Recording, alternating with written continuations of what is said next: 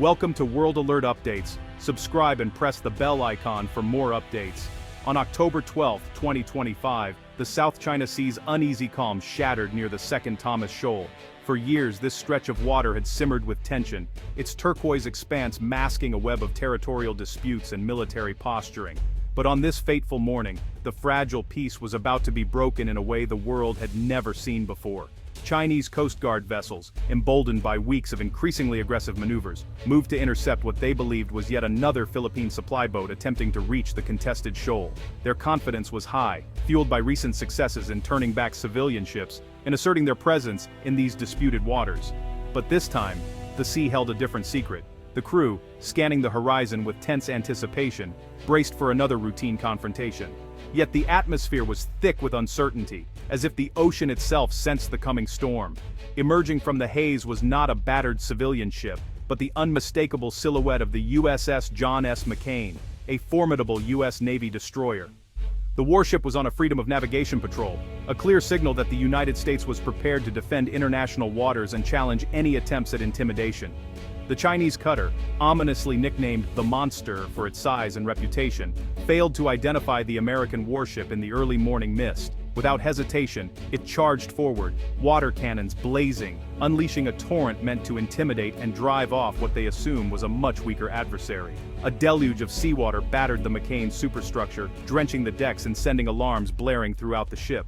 The crew, caught off guard by the sudden assault, scrambled to their stations, executing emergency protocols as chaos erupted on the bridge. In a catastrophic miscalculation, the Chinese vessel rammed the destroyer's port side with a sickening crunch of metal against metal. The impact reverberated through both ships, sending sailors sprawling and igniting panic on both sides. The world watched in disbelief as two major powers collided, not just in policy, but in steel and resolve. The world's most volatile maritime flashpoint had just erupted into crisis. Within moments, radio transmissions crackled with urgent calls for backup, and nearby warships shifted to battle stations. The standoff escalated, with both sides unwilling to back down. Their weapons primed and nerves stretched to the breaking point. The American crew, stunned and injured, rushed to contain the damage. Medics tended to the wounded as damage control teams fought flooding and fires below deck. Every second counted as they struggled to keep the ship afloat and ready for whatever might come next. On the Chinese bridge, shock and confusion reigned. Officers stared in disbelief as they realized too late that they had struck a U.S. warship, not a Philippine supply boat. The gravity of their mistake settled in, and the crew braced for the international fallout that was sure to follow.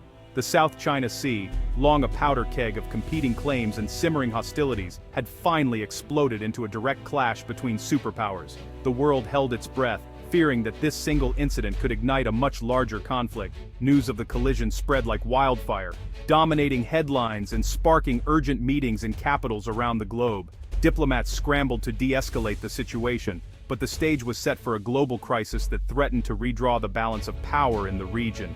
As darkness fell over the South China Sea, the world would never see these waters the same way again.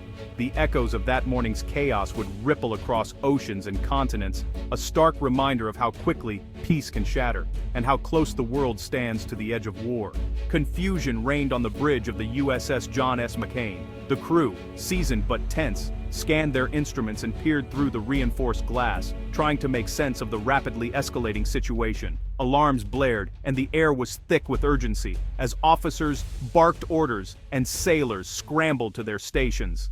Outside, the gray silhouette of a Chinese Coast Guard cutter loomed ever closer, its bow slicing through the choppy waters with purpose.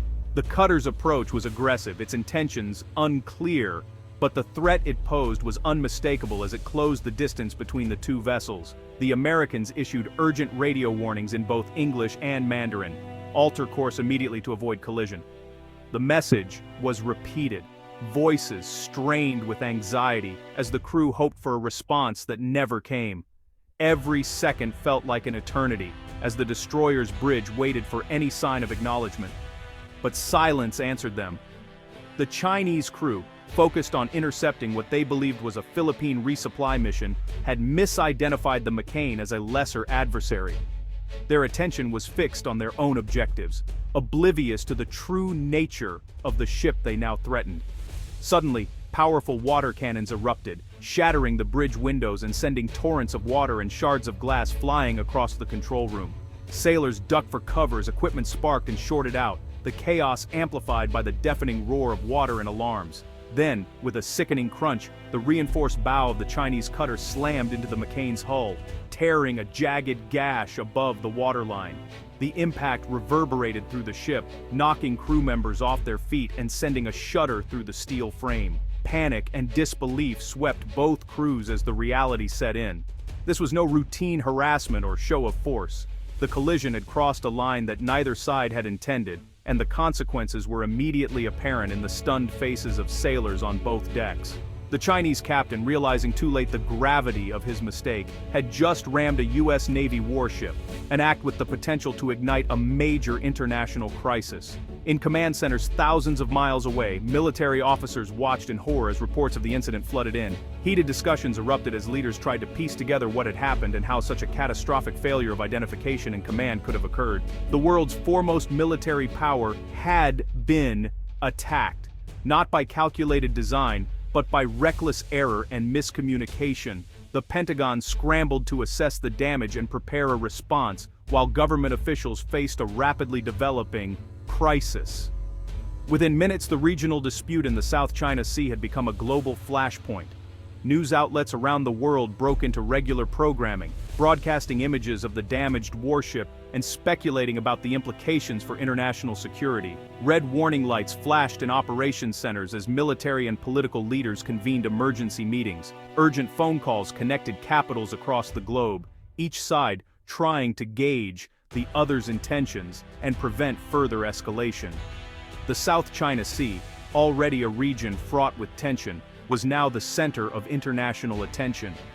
Warships from multiple nations maneuvered in the contested waters, their crews on high alert as journalists reported live from the scene. The risk of superpower conflict had never been higher. As the sun set over the disputed waters, the world held its breath, knowing that a single mistake had brought two great powers to the brink of war. The McCain shuddered violently as steel buckled under the immense pressure, and alarms blared urgently throughout the ship, echoing the chaos that had erupted. Damage control teams sprang into action, racing through the narrow corridors to contain the flooding and fires. Their training was being tested in real time as they battled the elements to save their ship and their shipmates. The 30-foot gash above the waterline was a stark reminder of the attack.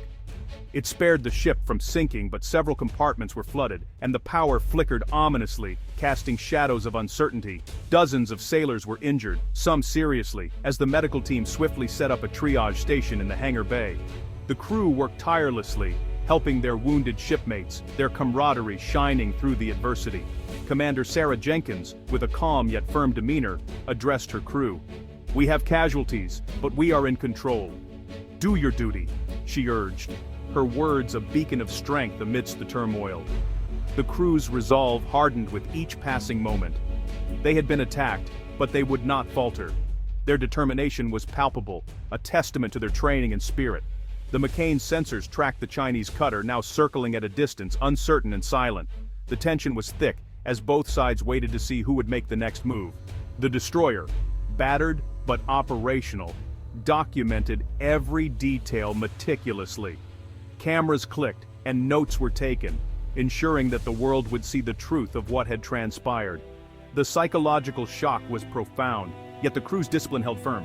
Their faces were tense, but their composure was unwavering, a testament to their resilience. The South China Sea lay calm yet tense, a silent witness to the unfolding drama. The horizon was empty, save for the distant warships, locked in a silent standoff. The McCain's crew had proven their mettle under fire. They regrouped on the battered warship, standing proud and resolute, their spirits unbroken. Now, they awaited orders, their eyes fixed on the ship that had changed everything. Binoculars were raised, and the bridge was a hive of activity as they prepared for whatever came next. The world's attention was locked on this wounded warship. News helicopters circled above, capturing every angle as the international media focused on the unfolding story at sea. News of the attack jolted Washington awake, triggering an emergency National Security Council meeting. The president condemned China's reckless act of aggression, vowing accountability. The Pentagon released video and audio. The Chinese cutter ignored warnings and rammed the McCain. the world saw clear evidence of unprovoked aggression. Beijing countered with defiance, accusing the US of trespassing and blaming the McCain for the collision. Chinese state media spun a narrative of American provocation, blocking US evidence at home. Two realities emerged, one of Chinese aggression, one of American intrusion. The diplomatic standoff deepened, with both sides refusing to back down. Allies rallied behind the US, while China doubled down on its claims. The path to resolution narrowed as rhetoric hardened. The world watched, breath held, as the two giants faced off. The South China Sea had become the stage for a new era of confrontation. The stakes had never been higher. The South China Sea is a vital artery for global trade. 1/3 of all shipping passes through its lanes. Beneath its waves lie vast reserves of oil and gas, fueling fierce territorial claims by China, Vietnam, the Philippines, and others. For China, control means power projection and security. For the US and its allies, it's about freedom of navigation. China's militarized islands and the US Navy's patrols have turned the region into a powder keg. Every maneuver risks escalation, as the McCain incident proved. The world's economy and security hinge on these contested waters. The stakes are global, not just regional. The South China Sea is now the world's most dangerous maritime flashpoint.